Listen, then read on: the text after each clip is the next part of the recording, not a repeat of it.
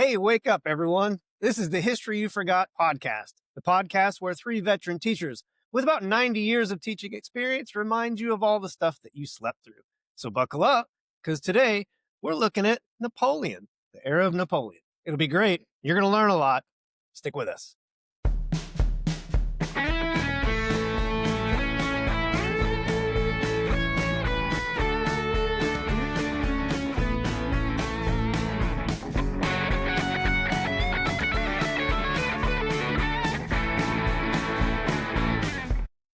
My name's Jason Jones. I've been a teacher for 33 years. I have taught just about everything in the social studies department, but lately it's mostly geography and AP human geography. And I'm Jeff Breedlove. I've got come on 30 years, and I mostly teach world and European history with economics. And I'm Jason Schmoida, and I've taught U.S. history primarily, a little bit of international relations and some elections-related stuff.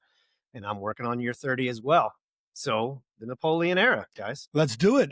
Start with our drink of the week, right, gentlemen? So what we have here is known as a Boulevardier, right? It is a concoction of basically 1 part bourbon, 1 part Campari, 1 part sweet vermouth. It is similar to a Negroni, right? Except the Negroni has gin, and we chose it because of its sort of dual Italian and French origins, right? Story goes that the Boulevardier was kind of brought up in the 1930s, right, by an American who started a magazine called the Boulevardier, which is basically a definition of a sort of, sophisticate, man about town. And the Negroni then comes up about the same time. Yeah. So with Napoleon clearly being our man of 2 different worlds, both Italian and French, we thought this would be a perfect drink. So cheers. Oh, cheers. Napoleon. Sorry about that. Wow. So I think let's do it. The goal here, kind of get our head around a little bit of background related to Napoleon. Last episode, we finished with the French Revolution. And the question really is, how did that end with Napoleon? An Enlightenment-based revolution, which was focused on the rights of the people. And you end up with, in essence, ultimately an emperor. How did that happen? And I think that's one of the questions that we're going to try to iron out and get answered. And how that came and went, the rise and fall, really, of Napoleon. Got to do it all. Yeah. Well, remember, we had a king and a queen, right? Mm-hmm. Louis XVI, Marie Antoinette, that had bankrupt France, and that leads to the revolution. And at the end of the revolution, after the revolution kind of ate its own, if you will, Robespierre and other revolutionaries were removed, if you will, with the guillotine. Permanently. The guillotine. Part of them was removed. Yeah, they established a 5-man directory. And the directory that's an oligarchy, right? Where you have more than one person in the executive power. They did have a legislative branch. They called it a General Assembly. There was a judicial system, but they don't talk a lot about it throughout history. But that directory ended up being a very corrupt government. And it just never really took off. And so that's going to open the door for a young military leader who was very successful during the revolution for France. Yeah, I mean, Napoleon kind of gets notoriety first, right? During the earlier part of the revolution, the convention, right, we talked about, which is more the radical phase, there's a royalist uprising in Paris, right? And he's a young sort of commander of forces, is called out, and he saves the convention, puts down a royal uprising or royalist uprising.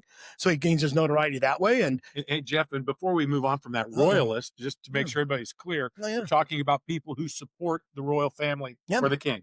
Yeah, and it's interesting because Napoleon himself is not royalty or nobility or anybody like that, right? He's a true sort of child of the Enlightenment. Like we know, he's born on the island of Corsica. Sort of, humble beginnings. Dad's, an attorney. Mom's sort of a low-level Italian nobility. Heads off to the mainland of France, goes to military school. And that'd be kind of cool, wouldn't it? Military school where he demonstrates incredible skill, right? So he's, at a very young age, is given significance to this, right, this army. And that's how he kind of first notices. And he's so successful, right, that he's going to then be given other tasks, which we thought we would introduce a new segment on the History You Forgot, right? I think we're going to do an isms of the day. And we'll start off with Mr. Schmoida giving us connection. So I think the appropriate ism to kind of look at today is nationalism, right? Given Napoleon's rise to power and what he tries to do with it, frankly. And you probably grew up thinking about nationalism as pride in one's country. That's what everybody I've ever said. What do you think about nationalism? It's pride in one's country. It's certainly part of it, right? If you think about the concept of a nation state, proper name for a country, nation state, you have to have a national identity as well as the government side of it to be a true country. Well, you need it, but it also can get out of control. If you think of nationalism as not just pride in one's country, but then acting that out, and at times can get to the point where it's competitive, right? And waving the flag is one thing, but then telling other people you should do it the way we do it because we're better than you is another. And I think you see some of those themes emerge as we look at Napoleon here in France, for sure. Yeah, maybe extreme nationalism. Yeah, for sure. Yeah, absolutely. So, well, in fact, I'm thinking about like how did he get to the point where he could influence that? Probably starts with his Italian campaign. Am I wrong about that? No, I think that's really the big one. So that definitely is going to kick up some nationalism. France beats Austria in the Italian campaign, and France had been trying, I guess, to beat Austria for a long, long time, and that's going to just create this swell of popularity for not just Napoleon, but also for the French ability, like what they could do in terms of the balance of power in Europe. Yeah, and remember, they're coming off a revolution, right? They've had 8 years, 9 years of chaos at this point. Yeah. So, a W for them is a giant sort of, boost of sort of national morale. Yeah. And what I think is interesting about it is that not only does that create a groundswell of support for Napoleon and kind of a groundswell of nationalistic feelings for France, like he'll go on to Egypt and lose. Yeah. Basically, it almost doesn't matter. Like he had established himself at that point that the losses that come don't matter so much. Well, he'd had success during the revolution. Yeah. Right. In northern France, against Prussia, Austria. Mm-hmm. Right. And as you've already stated, he goes and defeats the Austrians. And really, if you think about it, for hundreds of years, France was the powerhouse. Right. And the 1700s is kind of a slow decline for them. Right. And then this is Napoleon trying to bring that French dominance back. Right. And as we talked about, I mean, they choose Egypt. Yeah. Right. Basically, though, I mean, that seems odd, right? I mean, why would the French go to Egypt? Well, in essence, they went to Egypt because they were trying to defeat the British in Egypt. Right. And they fail in that regard. But by the way, American history people, if you're thinking about this, like how many different times is there a war between Britain and France and Britain and France? And, they had lost ground in the 7 Years' War. France had lost ground to Britain in the 7 Years' War. We're trying to make a push here and lose to the British in Egypt. Well, yeah, I mean, I think the Egyptian campaign, the reason Egypt is chosen is they're trying to hurt Great Britain economically, right? They cannot beat them militarily, right? Their British Navy is just superior. And nobody's ever been able to really invade the island. Right. Absolutely. Yeah. Over and over again. Right. And so the idea would be, right, you stop sort of all of the British influx of trade from like India and their colonial empire abroad. That's good. And that, you cripple them economically. It fails, which is kind of ironic, because how does Napoleon then go on to greatness if he's sort of. Yeah, because it's like hop, skip, and a jump from there to him. Was it first consul and then emperor? And well, I mean, he stages a coup. Yeah, he does stage a coup.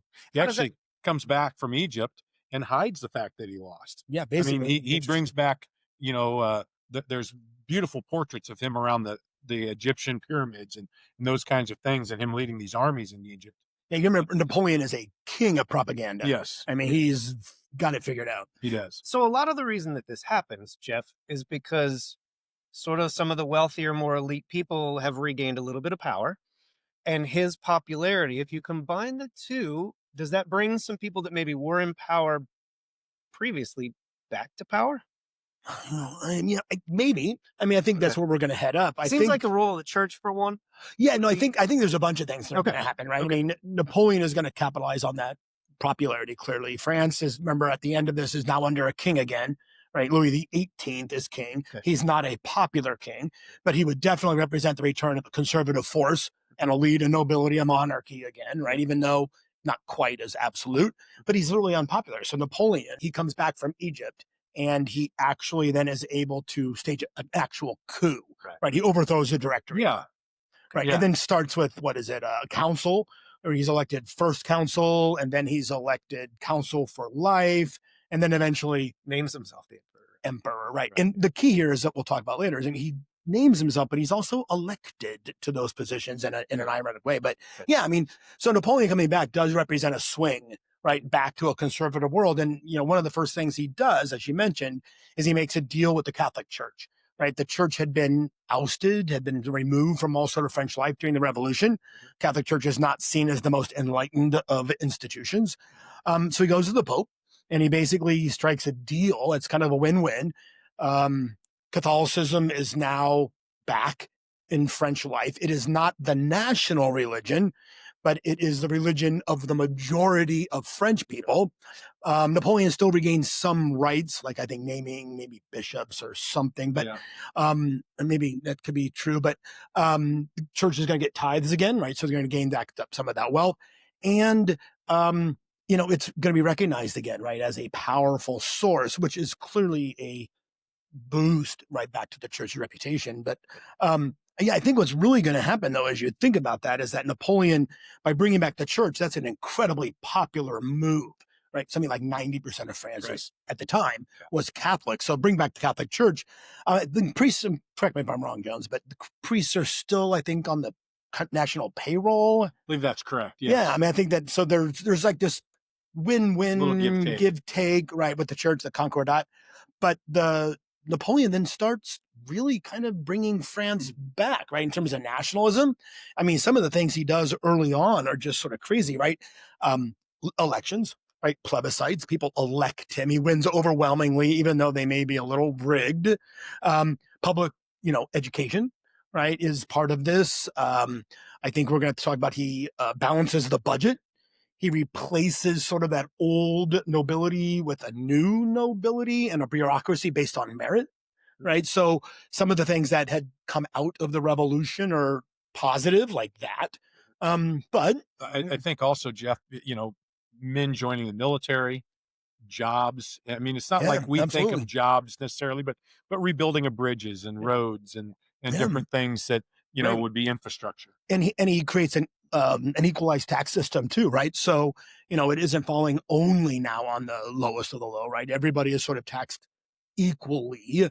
And within like 4 or 5 years, he gets rid of the debt, balances the budget, and he's operating, I believe, pretty early at like a surplus. I mean, it's clearly working.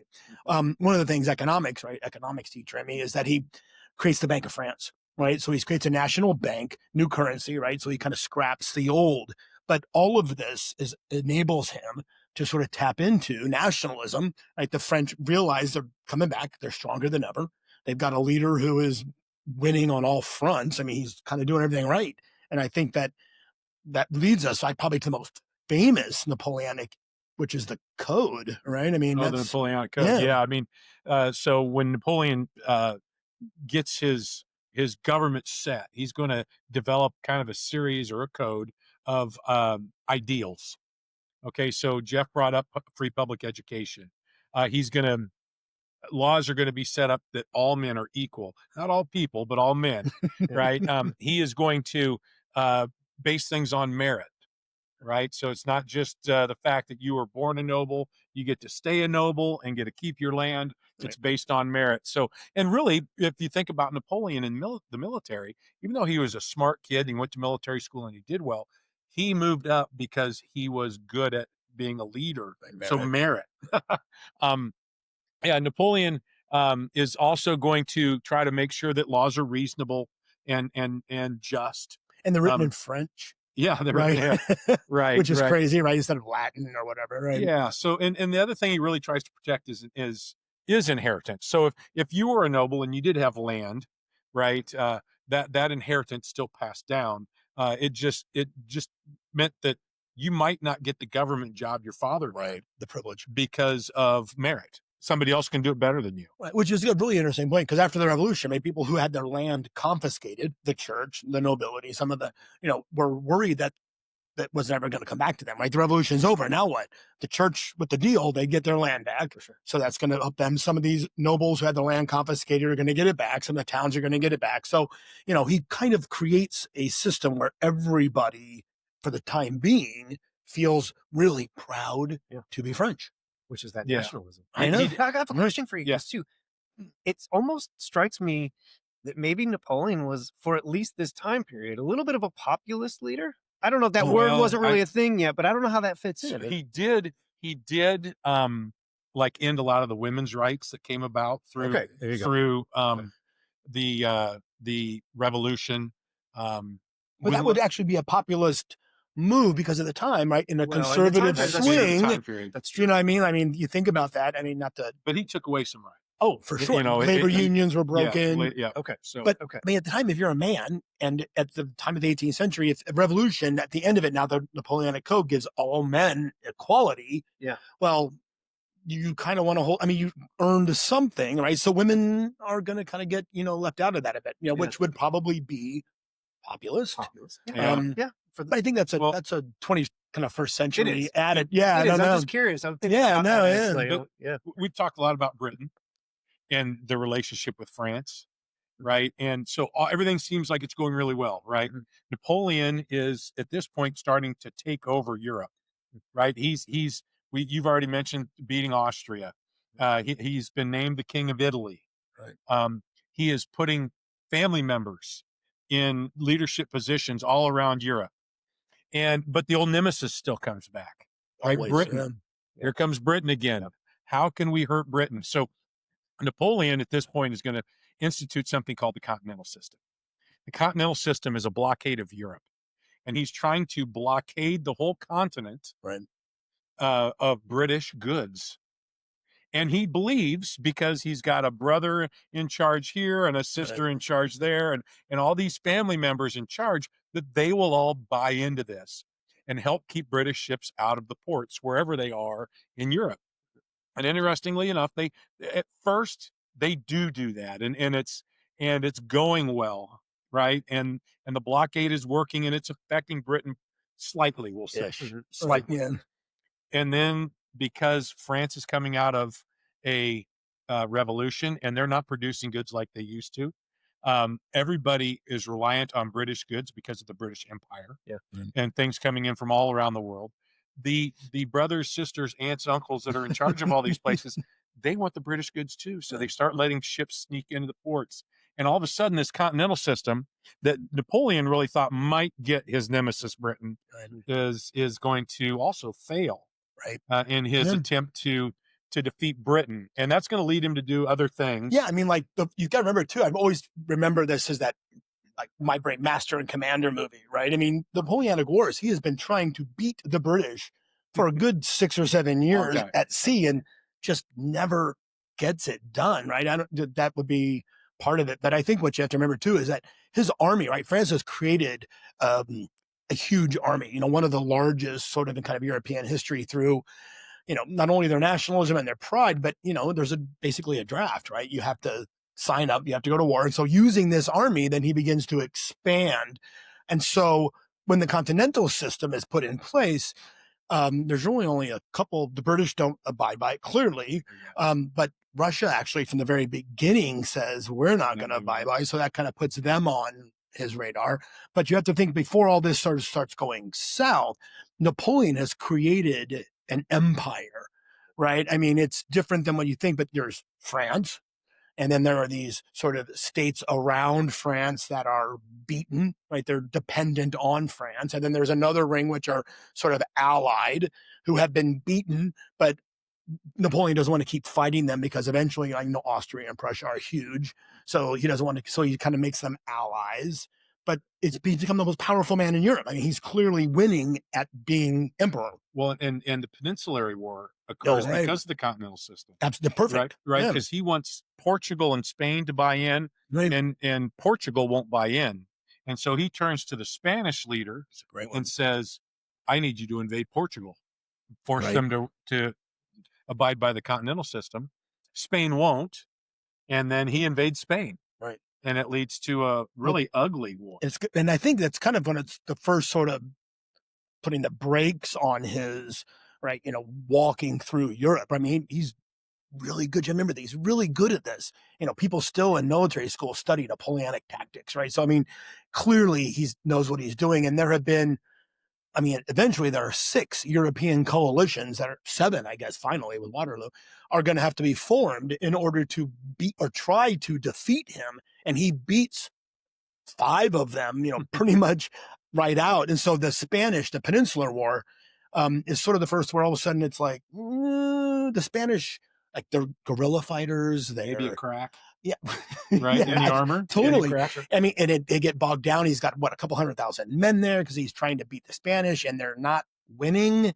And so he's he's got, huge armies in the East. He's got these armies, in Italy. He's got these armies in Spain. And I think there was some negativity from that war with Spain because they weren't as successful. It didn't go as quickly as they wanted. Right. And it was getting back to France. I mean, you saw pictures or not pictures, paintings of Spanish soldiers lined up being, put to death. Is that Goya? Is that a Goya painting? Right. There's that famous Goya painting. Right. So it was ugly. And when I said ugly earlier, that's what I meant. It was guerrilla warfare. It was persecution of, war, not criminals. What word am I looking for? Soldiers, revolutionaries, anti-Napoleon people. Well, yeah, whatever. When you capture somebody from the other side, prisoner. Thank you. There we go. We'll get there eventually. Maybe, but so it was just ugly. It's a good point. I'm curious about timing on one thing here. I'm trying to think again from U.S. perspective, like. We in the United States are kind of stuck between that France and Britain conflict. And a lot of stuff's going on in the United States, depending upon which side people want to take on that. But one thing that does come out of it, at some point, we buy the Louisiana Purchase, right? So France, being the U.S., the United States, not me. This point is, but the French take control of the vast middle section of the United States that's known as the Louisiana Territory. Right. And once France takes control of it, he wants to build he wants to use it to feed this huge empire. But then the revolution in Haiti, right? It's part of it. And does that go right in hand with some of these cracks in the armor where they were losing some of these colonies? A little bit. Well, he definitely needed money. Yeah, I mean, Louisiana, right? I mean, Napoleon is slowed down a little bit, and Spain had the Louisiana Territory forever, right? But kind of during this period, they swap it, right? Spain and France make a deal, and France takes back the Louisiana Territory. Spain gets, I think, Tuscany, right, in Italy. And so it comes French again, and he's thinking this is going to help their empire. But again, with the British, he doesn't want to risk another war with the Americans. He's unsure of where their allegiance lies. And it's vast, open, far away from home. How is he going to defend it? Right. And I think he sees that. And then. Yeah, he sells it at like cents an acre. Yeah, it's like $15 million. $15 million bucks or something. Yeah. And it's just really to get back at Britain. Right. Totally. It's a way to make some money, fund the wars he's fighting in Europe. And, instead of having Britain get it, the Americans are going to get it. Right. I've seen it written where he no longer felt like he could use that region to feed colonies in other parts of the world. Wasn't enough. With the Haiti Revolution, that was enough for him to say, you know what, just forget it. Because Jefferson sent people there not to buy it. Jefferson sent people to negotiate the Mississippi. Right, and New Orleans. Right. And suddenly. Yeah, so Haiti is going to recommend. I mean, Haiti is an issue. Clearly, I mean, it's during the Revolution, right? Slavery had been abolished, and the question then becomes everywhere in France, French territories, and Haiti, or at the time, Saint Domingue, is one of France's wealthiest colonies. Right? I mean, it's rich. I mean, the resources are, the sugar and the tobacco and the cotton, but there's 500,000 African slaves, right, who do all the labor. And they start uprising, right? There's basically a series of slave uprisings. He has to send part of his army again. So he's got the Iberian thing. He's got Haiti, and they get beat. I mean, the French are not doing well in Haiti. I'd even say he kind of forgets about Haiti. Yeah, I mean, it doesn't, because he realized with this, I need money thing. Right. It comes back to the forefront, as Jeff said. They produce all of these crops, sugar, sugar cane, all these crops that they could be selling and helping fund the war. Yeah. And he kind of forgets about it. So when he sends the troops, they're ready for him. Yeah, and I think he has to decide, is it worth spending this money to try to get this little island back. And it's not, right? So eventually, Haiti becomes Haiti, or San Domingue becomes Haiti.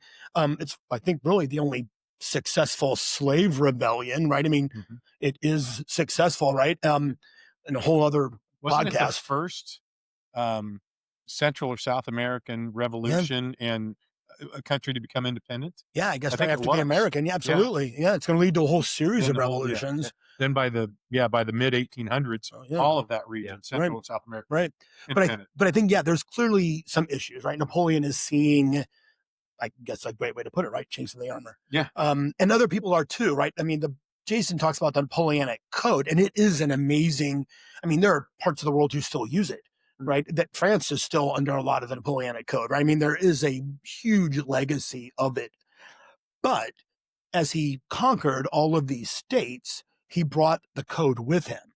And on the surface, that's amazing, right? Equality and get rid of, feudal ties and, but, the cost is under French rule, right? Telling us what to do. Right. Well, so he is bit by his own, right? He brings French nationalism up, for sure. But then he, as he defeats Austria and enforces a code, that's going to trigger Austrian nationalism and Prussian nationalism. And so, over time, his massive victories are going to then kind of come back to, bite him. I wouldn't call it true assimilation into the French culture, but it's definitely, here's what we believe you need to do to have a free and just society or a society that's functioning properly.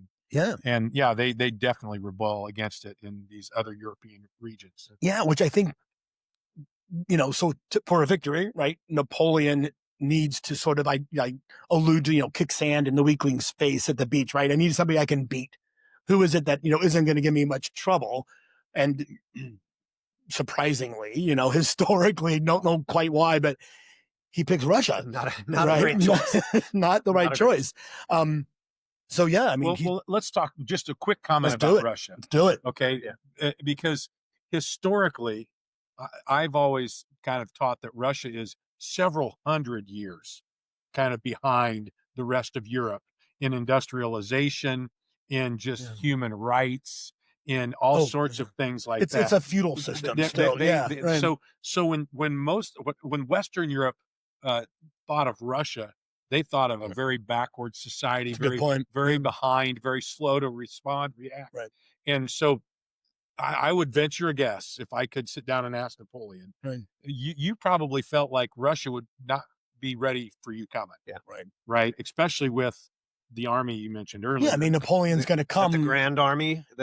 He's come loaded for bear. I mean, the statistics are crazy, right? What were the numbers? What did you guys say the numbers were? 600,000 or something, right? Troops, and he, masses that he, they walk from France, right? And they get the Russian, I always remember that. Like, they're on horseback and walking. Not a car or truck. Yeah, and they hit the Russian border, and they expect, what is it, like fall?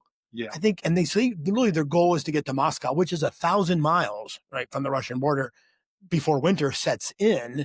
And then they will winter in Moscow, right? But I mean, I think he clearly thinks it's not going to be a fight, be taking candy from the baby. But the one thing the Russians do better than anybody is defend their homeland. I mean, they won't give up regardless, even if they're outmanned, outgunned, they will figure out a way. Well, what is it? There's a theory that it used to be Leningrad, Stalingrad, Moscow, but what would that be? St. Petersburg. What are the right names for it, right? The Americans in the Cold War stuck in that. But St. Petersburg, Volgograd, I think, in Moscow. They could get to those, control over those three. Well, if you've ever played the game Risk, you know how difficult that is to do alone, and that doesn't really even account for the things like winter.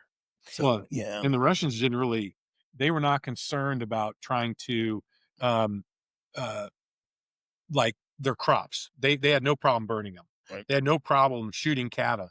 They had no problem burning towns, including the capital, when Napoleon got there, because it was win at all costs. Scorched earth. Right, scorched earth. Yeah. And we'll hear about that more later in history as well, in other wars. But I mean, basically, it ends up, Napoleon is sort of, like, the Russians are way smarter at this, right? So they're dragging Napoleon and his army into Russia so that they know winter's coming. Yeah. They're ready for winter. His troops are not ready for a Russian winter. And they pick and choose when to fight. Right? Absolutely. And so, you drag them 900 miles in. Yeah. They're tired. The supply lines are long. Half of them are frozen to death. You've burned all the crops. You've Right. killed all the cattle. There's nothing to eat. Right. They're weak. And now you attack.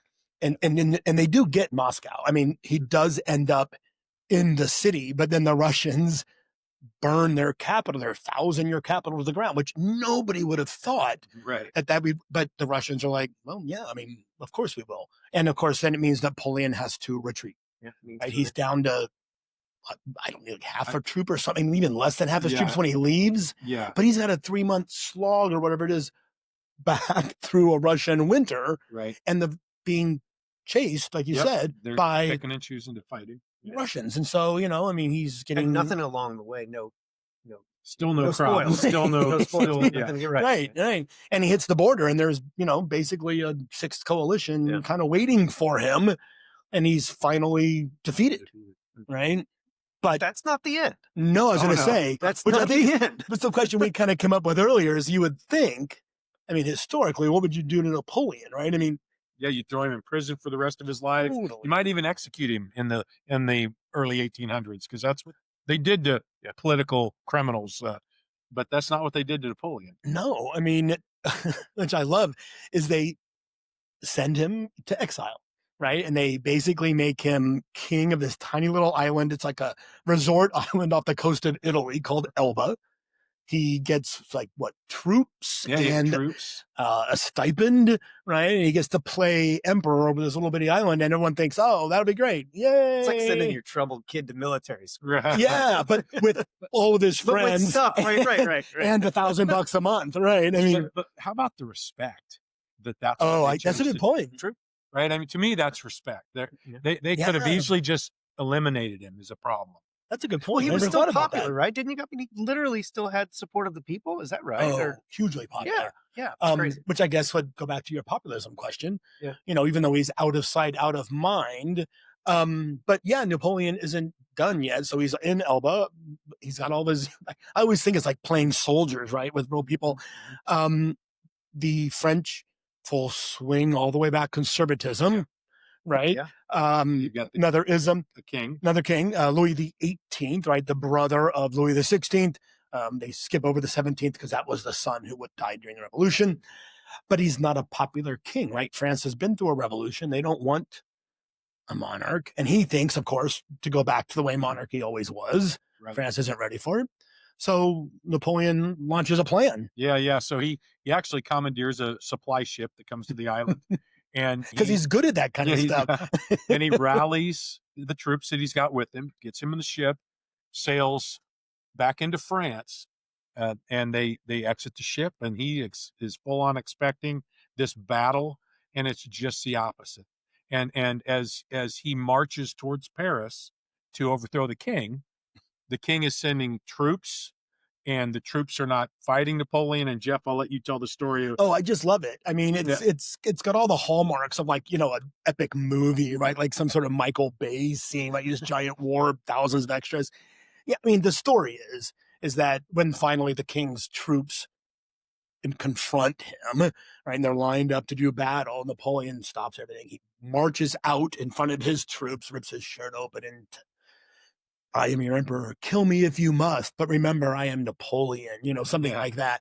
And the king's army erupts in cheers and joins him. So he marches into Paris and the king flees. Yeah. Right? I mean, they call this the 100 days. So he's in power for another 100 days. Right. Which I think is, again, if you're the rest of Europe, right, you've got to be thinking, really, it's like a bad penny. Right? He just keeps turning up. And it's kind of their own fault because I think they sent him. They let him get away. Yeah, I mean, to Elba, right? He's not going to go away quietly. He's not that guy. Well, and Elba is in the Mediterranean, so he's not very far away. No, right? He's not very far. Which is I love that, right? It's like a resort island, right? So the 100 days, right? He sort of begins, and the French people are nationalism, right? France is back, right? I mean, Napoleon is back. It's going to reinstate the French Empire, but a seventh coalition now. Almost basically every European country is going to rise up. Right. And the idea is they're going to all sort of meet north of France and Belgium, and defeat him once and for all, right? But it does not go as planned.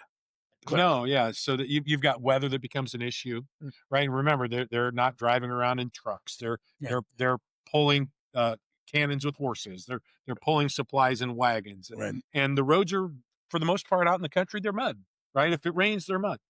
And so it rains. And it rains, big time rains. And so you've got an army coming from Prussia.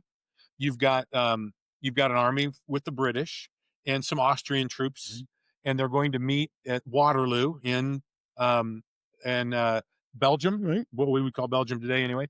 And they're going to defeat Napoleon, or try to defeat Napoleon. Well, what ends up happening is because of the rain, all the armies have to settle down and stop.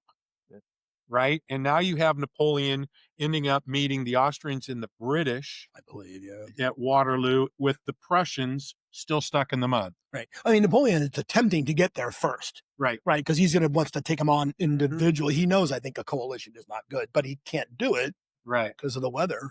And this when you get people, Wellington, the great British general. But Waterloo eventually is, like you've heard, that, it's his Waterloo. Yeah. That's why we say it. And that's why we say it. Right. And Wellington, not just an ABBA song. Right. Studied Napoleon and all his moves. Absolutely. So even with the Prussians not there, the Austrians and the British were able to hold their own long enough for the Prussians to make it. Right. And then once you had the strong Prussian army along with the British and the Austrians, Napoleon really didn't have much of a chance. Right. And this time they're not going to make a mistake of sending him to a resort island off the coast in Italy. But they are still going to show him great respect. They're still not going to put him in I was going to say, he's still alive, right? Yeah. He is. Yeah. There you go. They don't, I believe, that he's abdicates again, right? He can't put his son on the throne. I mean, they're a little harsher this time, knowing that he needs to be, smacked down a bit. But this time they're going to pick an island 1,000 miles off the coast of Africa called St. Helena, which, I mean, if you look at it, it is a dot on a map. In the Atlantic. And it's right in the middle sort of, British colonial empire, right? So the British are going by all the time. He doesn't get his soldiers to play with. Like, he gets a British contingent to guard him. He has, very little communication. Yeah. I think he only lives about 5 more Not years. very many. Yeah, he's stomach cancer and then he dies. But it's a kind of ignominious, not even a word, ignominious, can't remember what the word is, right? It's an ugly end for a man who had such a life, right? But to go back to your nationalism, he dies, 20 years after this. France is going through another series of revolutions, and nationalism is in this giant, upswing. The French travel to St. Helena, dig his body up, and bring it back to France as his, Paris. Right. I mean, the great hero, which is Les Invalides, right? If you ever Not to jump too far in advance, but there's really famous pictures of Hitler standing in the rotunda above Napoleon's tomb. Absolutely. So those are really famous. Yeah, absolutely. Right. Paying respect again. To somebody who took over all of Europe, basically, So, so it ends not in the best way necessarily for Napoleon. He does die young.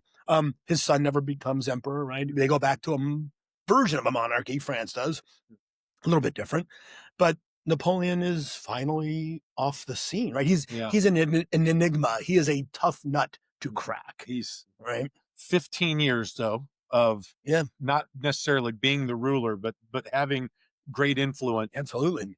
People don't think that. You think, he was in charge for a very long time. Yeah. You think about some of the words we use, like Waterloo, right? Somebody's Waterloo is their last stand. Right. You think about someone that has Napoleon's disease. Absolutely. Napoleonic syndrome. Shorter, smaller people that just can't not big have ego. We don't know anybody like that. I don't know what to talk about.